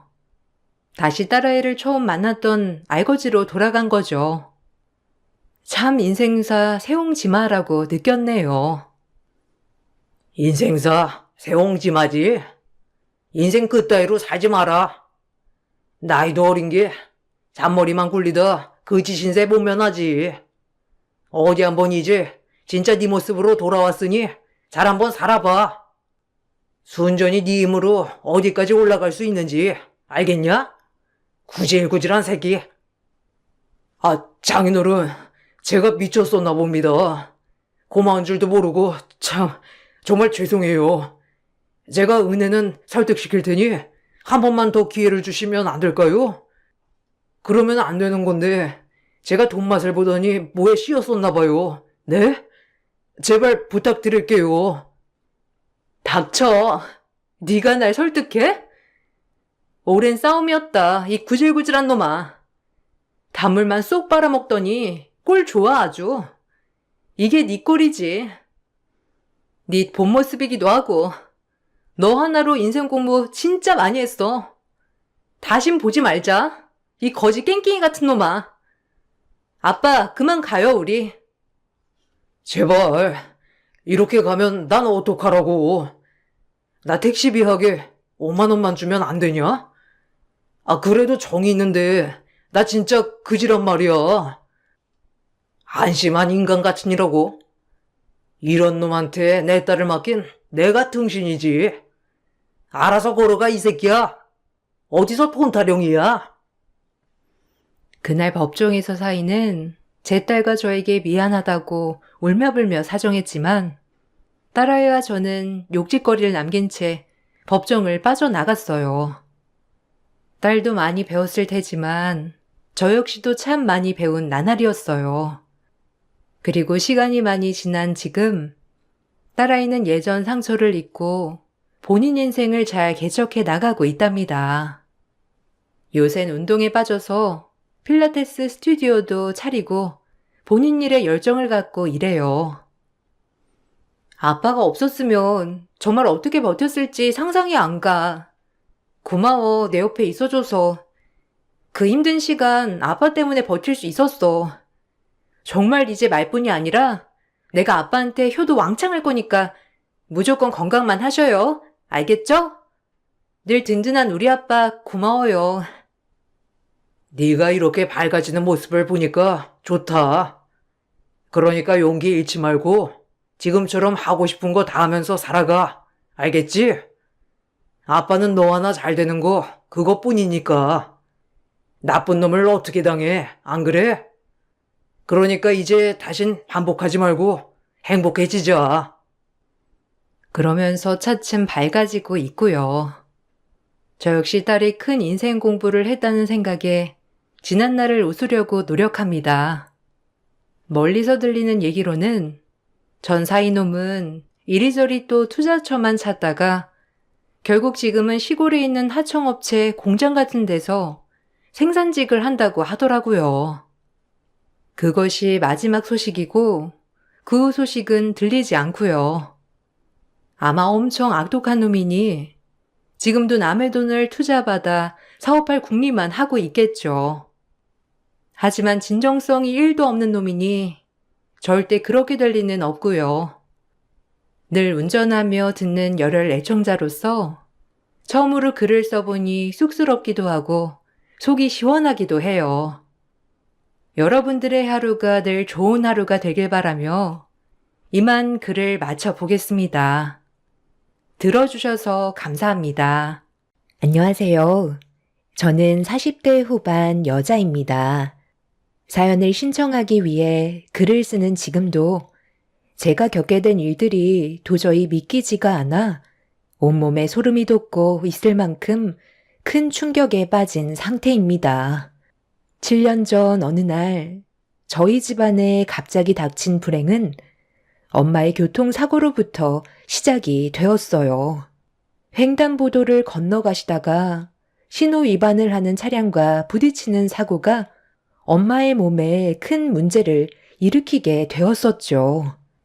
척추신경계에 손상이 왔는지 전신불수 판정을 받게 되었고 저희 가족이 받는 정신적인 고통은 상당히 크게 다가왔었죠. 회복하기가 힘들 것 같다는 의사의 진단은 조금의 기적도 바랄 수가 없을 만큼 절망을 안겨주었어요. 엄마의 옆을 지켜주시던 아빠는 잠 한숨 못 주무시면서 그래도 분명 좋아질 수 있을 거라며 매일같이 온몸을 주물러 주었고 2년의 병원 생활을 끝으로 태어난 엄마는 집에서 아빠의 보살핌을 받으셨어요. 저희 부부가 아빠에게 생활비를 대주면서 금전적으로 최대한 경제적인 지원을 해드렸죠.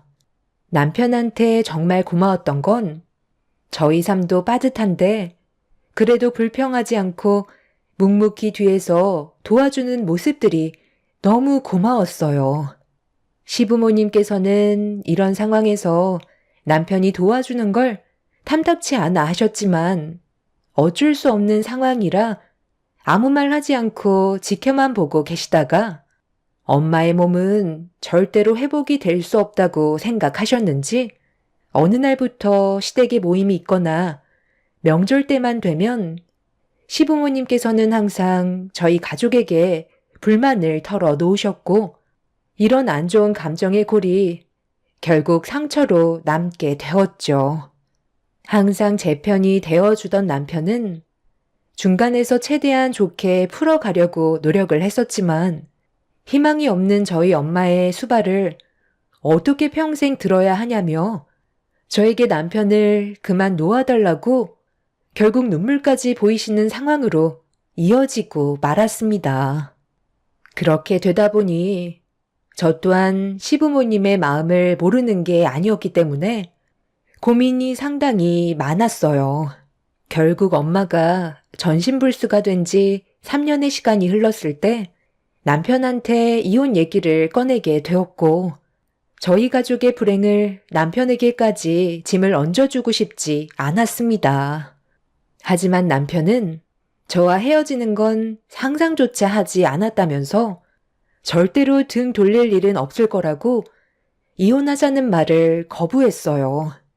남편이 이혼할 생각이 없다는 걸 시모도 알게 되자 결국 참아왔던 불만이 터져버리게 되었고 저희 집에까지 찾아오셔서 다짜고짜 제 머리채를 잡으셨습니다. 너희 집안 때문에 내 아들 인생을 망치게 됐다고. 당장 이혼 서류에 도장 찍고 갈라서라. 내가 이런 꼴을 언제까지 봐야 하는 건데? 안 싸더니 눈만 제대로 뜨고 걸어 다녔다면 이런 일은 생기지 않았겠지. 아들, 너는 엄마의 가슴에 못을 박고 싶은 거니? 오늘은 어떻게든 해결하려고 온 거니까 대충 넘어갈 생각하지 말아라. 내 아들 인생 구하려고 오늘 작정하고 왔는데 이대로 돌아가면 또다시 너희 집안 때문에 내가 스트레스를 받아야 되잖아. 엄마, 일단 진정하시고 그 손부터 놓으세요. 이 사람 머리채 잡는다고 달라지는 건 아무것도 없다니까요. 오히려 상황만 더 악화시킬 뿐이라고요. 우리가 하루 이틀 지켜본 것도 아니고 벌써 3년이나 지났다. 앞으로의 얼마나 더 많은 시간을 버텨야 하는 건데? 너 정말 이런 식으로 평생 살아갈 거니? 아버님, 어머님, 정말 너무하세요. 저도 그동안 며느리로서 최선을 다해왔고, 이 사람한테 부담 주지 않으려고 저녁 늦게까지 아르바이트도 한다고요. 최대한 신경 쓰지 않게 해드리려고 잠잘 시간 쪼개가면서 살고 있는데 그냥 좀 놔주시면 안 돼요? 저도 아버님, 어머님 때문에 너무 힘들고 지쳐버렸다고요. 그니까 그만 갈라서라는 말을 하는 거잖냐. 너희들이 얼마나 버틸 수 있을 것 같은데? 내가 대충 알아보니까 전신불수가 회복될 수 있는 가능성은 아예 제로에 가깝다더라. 그냥 평생 누워서만 살아야 되고 날이 가면 갈수록 병원비는 더 많이 깨질 텐데 그걸 내 아들이 감당해야만 한다는 게 나는 너무 화가 난다고. 나까지 쓰러지는 꼴 보고 싶지 않으면 당장 내 눈앞에서 도장 찍고 내일 바로 법원으로 찾아가라. 그렇게 하지 않으면 오늘 둘 중 하나는 세상 떠나게 될 줄 알라고. 사돈 어른도 몸이 많이 약하신 걸로 알고 있는데 지금도 힘겹게 안사돈을 보살피고 있을 텐데 나중에 과로로 쓰러지거나 예상치 못하게 몸에 문제가 와서 입원이라도 하게 된다면 아들 너는 그때 가서 또 어떻게 하려고? 그때도 지금처럼 몇 빠지게 돈 벌어서 사돈댁 생활비 충당해주면서 평생 간호만 하다가 인생 종칠 거니? 내가 널 낳아준 게 수발 들라고 10달 배 아파서 낳아준 것 같아? 일이 더 심각해지기 전에 서둘러서 발 빼고 각자 살 길 알아서 찾도록 해라. 너희 부모 일을 내 아들이 짊어지게 할 수 없으니까 마지막으로 경고할 때 좋게 해결하는 게 더 큰 피해를 막는 길이다. 시모는 무서울 정도로 얼굴을 붉히시며 저를 압박하셨어요. 남편은 이런 상황들을 서둘러 진정시키려고 시부모님과 따로 대화 좀 하고 오겠다면서 두 분을 모시고 밖으로 나갔습니다. 폭풍이 휘몰아치고 간 자리에는 시모가 집어던진 물건들과 헝클어진 제 머리만 보였어요. 앞으로 어떻게 살아가야 할지 몰라 너무 괴로웠던 나머지 결국 만신창이가 되어버린 몸이 전신 거울에 비친 모습을 본 저는 눈물을 쏟아내고 말았습니다. 그렇게 한참의 시간 동안 들어오지 않았던 남편은 늦은 새벽이 되어서야 집으로 들어왔어요. 녹초가 된 모습으로 힘겨워하던 남편은 곧장 침대에 누워 깊은 잠에 빠져버렸고 혼자서 모든 걸 애쓰고 있는 모습을 지켜보고 있는 저도 마음이 너무 안 좋았어요. 저는 그날 잠 한숨 못 자고 많은 생각에 빠져 있었죠. 그리고 제가 선택한 건 남편과의 이혼을 결정하는 거였고 아침 일찍 출근을 하려는 남편을 불러 서류 봉투를 건네 주었습니다. 저는 이게 옳은 결정인 것 같아 남편을 그만 놓아주려고 했었는데 제 앞에서 이혼 서류를 찢은 남편은 전날에 있었던 일들에 대해 설명을 해주었고 전혀 상상하지 못했던 말이 튀어나와 입을 다물지 못했어요. 남편은 시부모님께 저희 부부가 앞으로 살아가는데 더는 방해하지 않겠다는 확답을 받게 된 거였죠. 남편이 전날에 시부모님과 한참 동안 진지하게 대화를 나눴고 최대한 좋은 방향으로 나아갈 수 있게 설득을 시킨 끝에 시부모님께서는 그런 남편의 진심을 알게 되셨는지 저희 부부의 문제를 더 이상 입 밖으로 꺼내지 않으셨어요. 시부모님과의 관계가 좋아지지는 않았지만 그래도 저희 부부가 열심히 살겠다는 걸 받아주셨다는 거에 감사했었고, 그렇게 앞만 보며 정신없는 날들을 보내다 보니 어느새 엄마가 전신불수가 된 지 7년이라는 시간이 흘러 버렸습니다.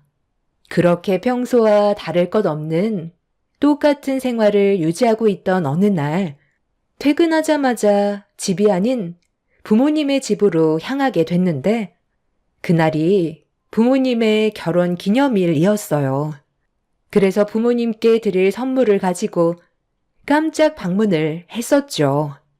보통 때라면 먼저 연락을 드리고 현관문 비밀번호를 누른 다음 들어갔었지만, 그날은 택배가 온 것 마냥 초인종을 눌렀고 집안에 계신 아빠가 누구시냐고 물어보시길래 택배가 왔다면서 사인을 해달라고 문 좀 열어달라고 말씀드리자 아빠가 문을 열어주셨어요. 그리고 제가 웃으면서 아빠 앞에 나타나는 순간 갑자기 문을 쾅 하고 닫아 버리셨습니다.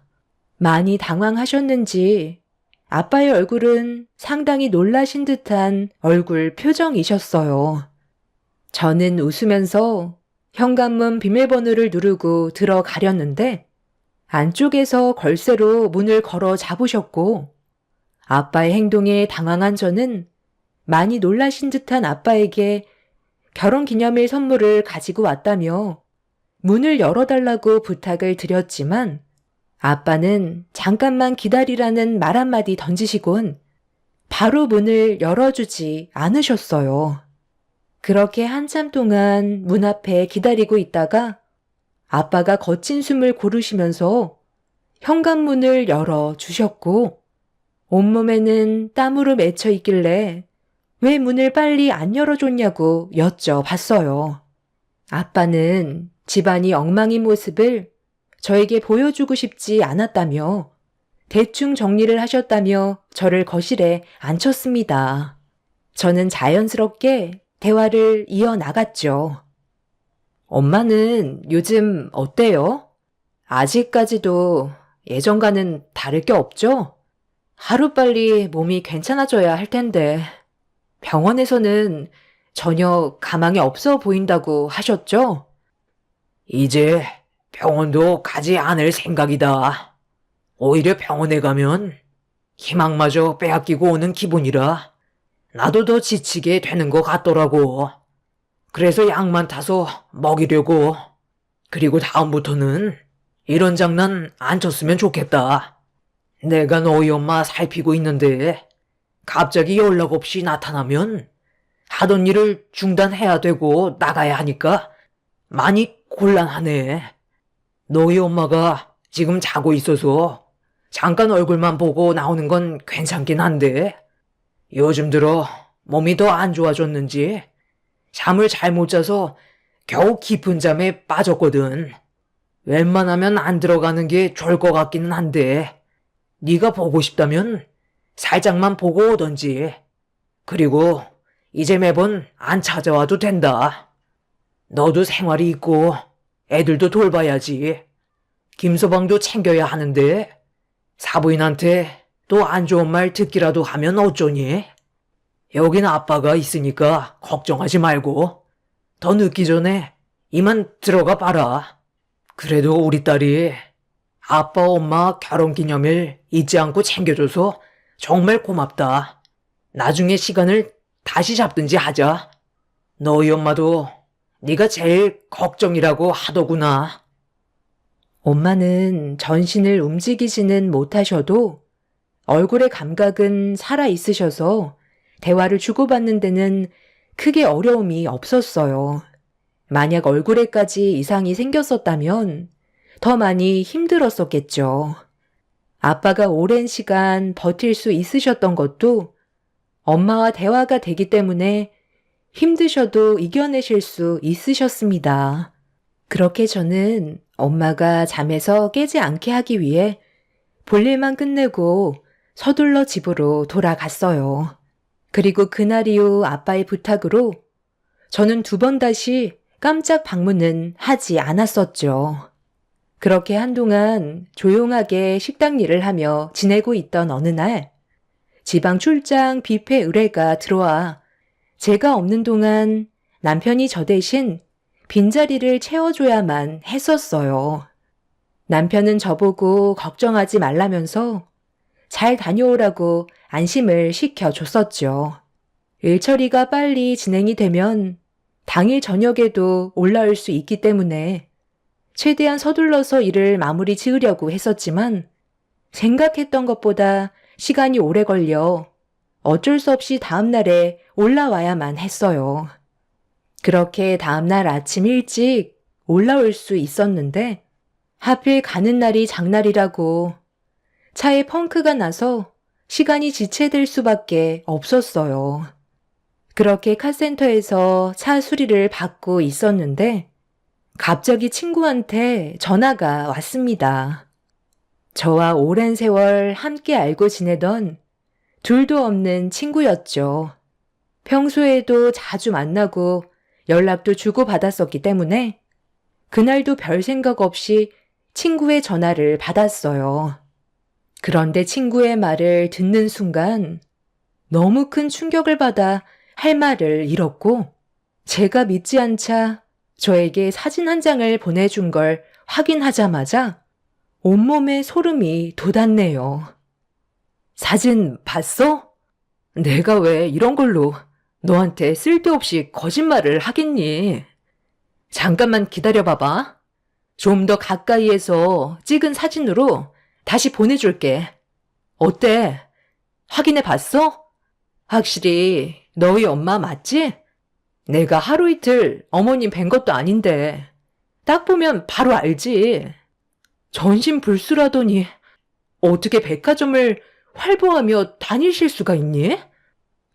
여보세요? 지금 내 말 듣고 있는 거야? 나보다 네가 더 충격을 받았겠지. 7년을 누워 계셨던 분이 저렇게 멀쩡히 돌아다니시는데 얼마나 놀랐겠어. 내가 직접 두 눈으로 확인을 해봐야 되겠어. 지금 거기 어디야? 정확한 주소 좀 문자로 보내줘. 그리고 미안한데 계속 미행 좀 부탁할게. 때마침 타이어 수리도 끝이 나서 친구가 보내준 주소로 서둘러 출발을 했어요. 그런데 식당에서 다음 출장 뷔페 일정이 잡혔다면서 제 트렁크에 실려있던 식기들과 용품들을 서둘러 받길 원했고 서둘러 출발해야 된다는 사장님의 말에 어쩔 수 없이 식당에부터 들려야만 했습니다. 원래 회사에서 근무를 했던 제가 식당 일을 하게 된 이유는 저만의 사업을 해보고 싶었고 출장 뷔페라는 일이 전국을 돌아다니기 때문에 집에만 계시는 저희 엄마가 답답하실까봐 바람이라도 쐬어드리고 싶어서 식당 일을 배우기 시작했었죠.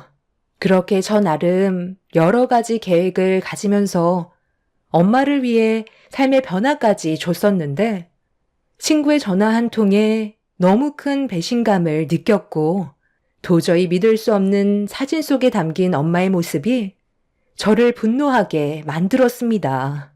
그동안 왜 저를 속여왔었는지 이해를 할 수가 없었어요. 힘겹게 한 걸음 떼시는 게 아닌 너무 자연스럽게 걷고 계신 모습이 제 입을 다물지 못하게 만들었었죠. 그렇게 저는 식당에 먼저 들려 식기들을 전부 내려놓은 뒤 친구가 보내준 주소로 다시 급하게 달려갔어요. 그렇게 정신없이 달려 도착하니 저를 발견한 친구가 손짓을 했고 몸을 숨겨 손가락으로 가르친 곳을 주시하고 있었습니다. 그리고 잠시 뒤 온 매장에서 새 옷으로 갈아입고 나온 엄마는 전신 거울을 보면서 흡족해 하시는 모습이 제 두 눈에 들어왔어요.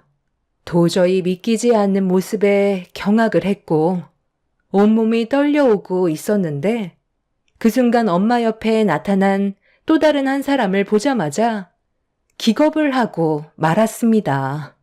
저와 17년을 한 입을 덮고 살았던 남편이 엄마 옆에서 옷이 잘 어울리신다며 미소를 보이고 있었어요. 그리고 뒤이어 또 다른 한 사람이 나타났는데 그건 바로 저희 아빠였습니다. 부모님과 남편은 새 옷을 입고 쇼핑을 즐기고 있는데 그 모습을 제가 어떻게 받아들여야 할지 모르겠더라고요. 엄마는 분명 손가락 하나 까딱할 수 없을 정도의 몸이었는데 어떻게 멀쩡히 돌아다닐 수 있는 건지 이해를 할 수가 없었습니다. 당장이라도 앞으로 튀어나가 남편과 부모님께 그동안 저를 속이고 있던 거에 화를 내고 싶었지만 왜 저 몰래 이런 일들을 꾸며왔는지 좀 더 확실하게 짚고 넘어가기 위해 증거물만 모아 두었고 그날 이후 부모님과 남편의 행동 하나하나에 모든 걸 의심할 수밖에 없었습니다. 저는 평소 때처럼 한결같은 모습으로 연기를 하면서 결정적인 진실이 나올 때까지 기다리고 있었는데 멀리에서만 지켜보는 건 한계가 있는 것 같아 아이들을 데리고 남편과 함께 주말에 친정집으로 향했어요. 그리고 부모님 집에서 주말을 보내면서 좀 더 정확한 무언가를 두 눈으로 확인하기 위해 계획을 세웠고 남편과 아빠는 자주 얼굴 보는데 제가 힘들까봐 그렇게 하지 않아도 된다며 거부했었지만 강하게 밀어붙여 친정집에서 하룻밤을 자게 되었죠. 엄마는 평소와 다를 것 없이 누워 계신 상태로 저를 반겨주셨어요. 그런 엄마를 유심히 바라보던 저는 화가 치밀었지만 최대한 감정을 억누르면서 평소와 똑같이 행동하며 온 신경을 남편과 부모님한테 향했었죠. 그렇게 묵묵히 때를 기다리고 있자 늦은 새벽에 제 옆에서 잠을 자고 있던 남편이 몸을 일으켜 조심스럽게 방문을 열고 거실로 나갔어요. 저는 그때를 놓치지 않기 위해 방문을 살짝 열고 문틈으로 남편을 유심히 바라보고 있었습니다. 잠시 뒤 남편은 부모님의 방문을 두드렸는데 기다렸다는 듯이 방문이 바로 열리는 순간 남편이 방 안으로 조용히 들어갔어요. 저도 서둘러 부모님 방문 쪽으로 걸음을 옮겨 안에서 나누는 대화를 듣기 위해 귀를 기울였고 먼저 입을 열은 남편의 한마디에 그동안의 모든 진실을 알 수 있었습니다. 남편과 부모님이 저를 속여왔다는 거에 너무 큰 실망을 하게 되었고 그동안 저 혼자 쓸데없는 짓을 했다는 거에 결국 눈물을 흘리고 말았습니다. 장모님, 요즘 너무 돌아다니신 것 같은데 자제 좀 부탁드릴게요. 보는 눈이 많기 때문에 조심해서 나쁠 거 없잖아요. 이러다 걸리면 남은 3년 동안 보험료 못 타 먹는다니까요. 장모님 하고 싶으신 거 3년 뒤에 하세요. 그때 기적처럼 몸이 조금씩 움직이는 것 같다고 천천히 상황을 좋게 만들면서 모두를 속이면 되는 거니까 지금은 웬만하면 집에 계시는 게 좋을 것 같아요. 제 말을 지금까지 따라주셨으니 7년간 보험금 혜택을 받으실 수 있으셨던 거예요. 얼마 안 남았어요. 그리고 요즘 들어 저 사람 행동이 좀 의심스러워요. 뭔가 눈치를 챈 것 같은데 아직까지 그렇다 할 액션을 주지 않아서 상황을 지켜만 보고 있거든요. 7년 동안 한 번도 하지 않았던 행동을 오늘 보여줬잖아요. 장인어른께서 많이 힘드실까봐 짐이 되기 싫어했던 저 사람이 갑자기 왜 장인어른 집에서 자겠다고 하겠어요? 앞으로의 행동을 최대한 조심하는 게 좋겠어요. 아무리 동네를 벗어나셨다고 해도 보는 눈은 많기 때문에 언제 어디에서 걸릴지 그건 아무도 모르는 거예요. 마음 같아서는 지우 엄마한테도 전부 설명해 주고 싶었지만 저 사람 성격상 절대 그냥 넘어가지 않을 거예요. 저희가 지금 적발되면 징역을 면하지 못하니까 보험료 지급이 끝나기 전까지는 조금만 더 조심할 수 있게 신경 좀 써주세요. 이러다 정말 징역 살면 어떡해요? 아유, 나도 얼마나 답답했으면 그랬겠나. 그래도 바깥바람 쐬니까 그나마 좀 살겠더라. 그래도 내가 사위 하나는 잘 둬서 그동안 잘 먹고 잘 지내고 있었네. 당신 때문에 요즘 내가 얼마나 조마조마한 줄 알아? 이러다 정말 걸리기라도 하면 어쩌려고 그래? 저번에도 우리 결혼기념일이라고 했을 때 갑자기 찾아와서 얼마나 놀랐는지 알아? 내가 그래서 뭐라고 그랬어? 그날 조심하는 게 좋을 것 같다고 했잖아. 만약 그때 방에 들어가기라도 했으면 어쩔 뻔했어? 생각도 하기 싫은 순간이었다고. 왜 사람들이 범행을 저지르고 결국 잡히는지 알아? 쓸데없는 행동을 너무 많이 해서 그러는 거야. 당신 마음 이해하겠는데 웬만하면 3년간 집에서 조용히 지내야 돼. 사위 말 들어서 나쁠 것 없다고. 보험 설계사 말을 믿어야지. 우리가 살아갈 수 있는 거라고. 누가 보면 내가 처음부터 거짓말 한 걸로 알겠어. 당신도 내 몸 전체가 움직이지 않았던 거 두 눈으로 봤었잖아. 그때 의사가 뭐라고 그랬어? 나는 가망이 없다고 했었는데 정말 기적적으로 온몸의 신경이 살아나기 시작했던 거잖아. 그때 내가 얼마나 힘들었는지 알아? 이건 나에 대한 보상인 거라고.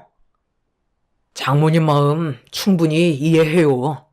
그래서 저도 최대한 많은 혜택 받으실 수 있게 노력하고 있는 거고요. 그러니 조금만 참고 기다려주세요. 그런데 3년 뒤에 우린 어떻게 되는 거야? 그동안 써왔던 게 있는데 갑자기 보험료가 끊기면 적응이 안 돼서 많이 힘들지도 모르잖아. 다른 방법 없는 거야? 있기는 한데 이건 두 분의 허락이 좀 필요해서요. 그동안 저도 정말 고민을 많이 했었거든요. 제가 그 사람 몰래 생명보험에 가입을 해놓긴 했지만 이건 어디까지나 만약을 위해서 가입을 해놓은 거기 때문에 제가 일부러 지우 엄마를 세상 떠나게 하려고 가입한 건 아니라는 걸 알아주셨으면 좋겠어요. 생명보험? 얼마나 가입이 되어 있는 건데? 솔직히 매달 보험료 찔끔찔끔 받는 거 마음에 안 들었었는데 생명보험은 일시불로 당겨받을 수 있는 거잖아. 그래서 당신은 지금 우리 딸을 사고사로 위장하자는 거야? 쓸데없는 생각하지 말고 집에나 박혀 있어. 3년이나 타먹을 수 있는 걸 감사하게 생각하라고. 그렇죠. 아직 3년이나 남았으니까 그동안 생각할 시간은 많아요. 말 그대로 보험일 뿐이잖아요. 사람 일은 앞으로 어떻게 될지 아무도 모르니까요. 남편과 부모님의 말에 경악을 한 저는 그 자리에 주저앉았고 핸드폰에 녹음된 파일을 들고 서둘러 방으로 들어왔어요. 엄마는 제가 방 안에서 자고 있는 줄 알고 더욱더 대범하게 행동을 하면서 거실을 활보하고 있었습니다. 남편과 부모님은 제가 보험료를 타먹으려는 잘못된 행동을 보게 된다면 그냥 넘어가지 않을 성격이라는 걸 잘 알고 있었는지 저한테는 비밀로 하고 있었죠. 그리고 예전에 시부모님께서 저희 집에 찾아오셔서 저와 남편을 이혼시키려 했다가 더 이상 말리지 않았던 것도 부모님한테 보험료가 나오고 있다는 걸 알려드리면서 어느 정도 일부를 시부모님께도 드리고 있었다는 것도 들을 수 있었습니다.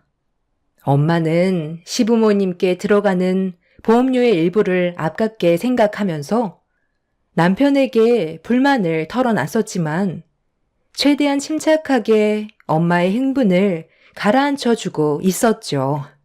너무 큰 충격을 받은 저는 앞으로 어떻게 해야 할지 몰라 머릿속이 혼란스러웠어요. 그런데 남편이 저 몰래 생명보험에 가입을 한 것도 충격인데 그걸 긍정적으로 보고 계신 엄마의 한마디에 너무 놀라고 말았어요.